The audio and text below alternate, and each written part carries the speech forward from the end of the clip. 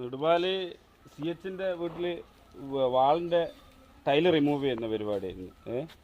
കുറേ ചെയ്ത് കഴിഞ്ഞ് ഇപ്പോൾ കുറച്ചും കൂടി ആ വർക്ക് ബാക്കിയുള്ളൂ. ഇവിടെ ഞങ്ങൾക്ക് വേറെ ഒന്ന് ഞാൻ കാണിച്ചു. ഇവിടെ ഇവർ മത്സ്യം വളർത്തുന്നുണ്ട്. ഫിലോപ്പി